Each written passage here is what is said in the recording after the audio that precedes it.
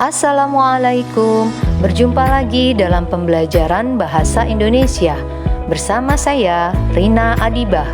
Kali ini kita akan belajar tentang menyusun dan menyajikan teks laporan percobaan. Silahkan disimak video pembelajarannya. Materi yang pertama adalah menyusun teks laporan percobaan.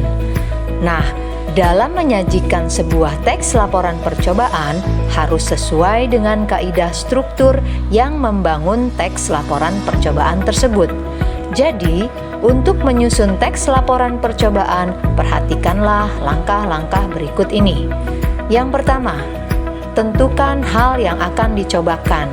Dalam hal ini, kita sudah tahu dan sudah menentukan kegiatan apa yang akan kita lakukan dalam percobaan ini. Yang kedua, tentukan tujuan percobaan. Yang kedua ini maksudnya adalah harus dituliskan apa tujuan dari kegiatan yang akan kita coba atau kita lakukan ini. Yang ketiga, tuliskan alat dan bahan percobaan. Dalam hal ini kita jelaskan alat-alat atau bahan-bahan apa saja yang digunakan dalam percobaan yang akan kita lakukan. Yang keempat adalah tuliskan langkah-langkah percobaan. Di sini kita harus menjelaskan apa saja langkah-langkah kerja yang akan dilakukan dalam proses percobaan ini, dan tidak boleh dituliskan secara acak. Langkah-langkah kerja ini atau langkah-langkah kegiatan ini harus tersusun dengan benar dari awal sampai akhir apa yang akan dilakukan dalam proses percobaan. Jangan sampai terbalik dalam menuliskan langkah-langkah kerjanya, karena itu akan berpengaruh pada hasil percobaan nanti. Kemungkinan kalau menuliskannya salah atau tidak berurutan, percobaannya menjadi gagal. Langkah yang kelima adalah tentukan hasil dari percobaan. Apapun hasilnya dari proses percobaan itu harus dituliskan. Kemudian langkah yang terakhir yaitu yang keenam, menuliskan kesimpulan dari percobaan. Selain langkah-langkah menyusun teks yang harus kalian pahami, terdapat beberapa hal yang juga perlu kalian perhatikan dalam menyusun teks laporan percobaan, yaitu melakukan percobaan dengan baik. Kita dalam melakukan percobaan harus bersungguh-sungguh, harus dilakukan dengan serius. Yang kedua, mencatat hal-hal yang sulit selama proses percobaan.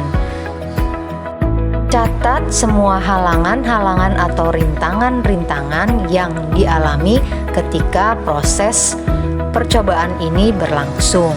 Karena ini nantinya akan menjadi evaluasi agar ketika kita mau melakukan percobaan lagi, hasilnya akan lebih baik dari percobaan yang pertama. Selanjutnya yang ketiga adalah menjalin kekompakan dalam menjalankan sebuah percobaan. Di sini sebuah tim harus bekerja sama dengan baik, harus kompak sehingga percobaan ini akan terselesaikan juga dengan baik dan hasilnya juga akan baik. Sekarang kita memasuki materi yang kedua, yaitu menyajikan teks laporan percobaan secara lisan. Menyajikan sebuah teks laporan hasil percobaan harus dengan lengkap dan sesuai kaidah kebahasaan. Pada saat menyajikan teks laporan percobaan secara lisan, kalian perlu menggunakan bahasa Indonesia yang baik dan benar serta jelas penyampaiannya. Hal yang dapat dilaporkan dalam laporan percobaan lisan berupa fakta, keadaan, peristiwa, dan rangkuman. Laporan percobaan berbentuk lisan memiliki kriteria penyampaian laporan percobaan yang baik. Nah, apa saja kriteria itu? Kriteria penyampaian laporan percobaan yang baik dapat dilihat dari 3 hal berikut ini. Yang pertama, isi laporan mencakup kelengkapan fakta, data yang akurat, faktual, dan objektif. Maksudnya adalah bahwa percobaan ini benar-benar fakta, nyata, bukan rekayasa. Kemudian juga harus dilengkapi dengan data yang akurat. Artinya, data-data yang disajikan adalah data yang benar. Kemudian juga harus objektif. Dalam percobaan, harus objektif, tidak boleh dilebih-lebihkan atau dikurang-kurangi. Artinya, ditulis apa adanya sesuai dengan objek yang terjadi dalam percobaan tersebut. Kriteria yang kedua adalah penggunaan bahasa yang baik, yaitu jelas dan tepat serta sistematis atau berurutan, dan juga harus menarik.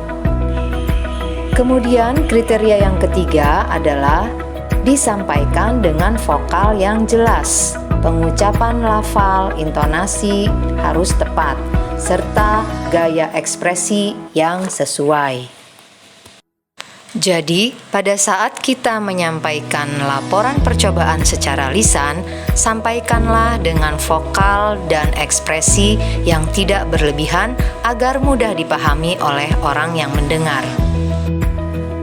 Baiklah anak-anak, setelah tadi kita mempelajari tentang dua hal, yaitu bagaimana menyusun teks laporan percobaan, kemudian juga bagaimana menyajikan teks laporan percobaan secara lisan, sekarang Ibu akan memberikan contoh kedua hal tersebut. Silahkan dicermati, diamati, dan dipahami. Kita mulai dari contoh yang pertama, yaitu penyajian laporan percobaan dalam bentuk teks atau secara tertulis. Contohnya adalah seperti ini.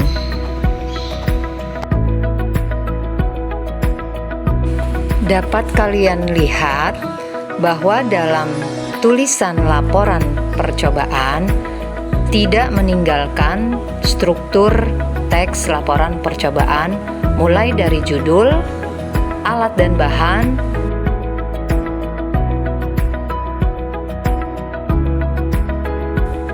langkah-langkah kegiatan atau langkah-langkah kerja,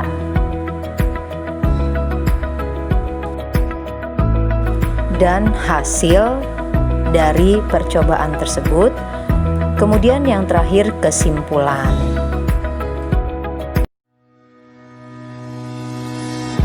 Sekarang kita akan melihat contoh yang kedua, yaitu menyajikan teks laporan percobaan secara lisan.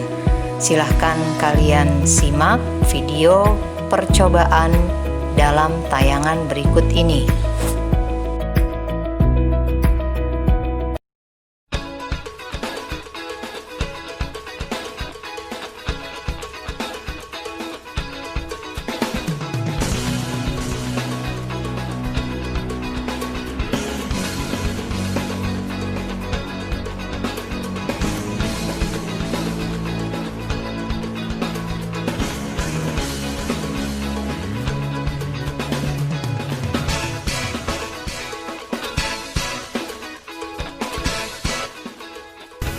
Siapkan alat dan bahan-bahan. Bahan-bahannya terdiri dari susu cair, es batu secukupnya, garam, 2 kantong plastik yang berbeda ukuran, yang satu berukuran besar dan yang satu berukuran sedang atau kecil dari plastik yang pertama. Alat-alatnya adalah mangkok dan sendok. Cara pembuatan atau langkah-langkahnya adalah sebagai berikut. Tuangkan susu cair ke dalam kantong plastik kecil, ikat plastik dengan kencang dan rapat. Masukkan es batu ke kantong plastik besar. Kemudian, masukkan garam ke kantong plastik besar yang sudah berisi es batu. Masukkan kantong plastik kecil yang berisi susu cair ke dalam kantong plastik besar yang sudah berisi es batu dan garam. Setelah itu, kocok dengan kuat selama beberapa menit sampai susu cair berubah menjadi padat. Setelah melalui langkah-langkah membuat es krim, Sekarang membuat es krim secara sederhana dan mudah sudah dapat kita coba. Jadi, untuk membuat es krim yang mudah, murah, dan sederhana sudah dapat kita lakukan di rumah. Dan kita dapat mencicipi es krim buatan kita sendiri. Setelah kalian mengamati tayangan video laporan percobaan tadi, maka silahkan jawab pertanyaan-pertanyaan di bawah ini yang disesuaikan dengan tayangan video tadi. Oke, selamat mengerjakan. Semoga kalian tetap semangat dan selalu sehat walafiat. Wassalamualaikum warahmatullahi wabarakatuh.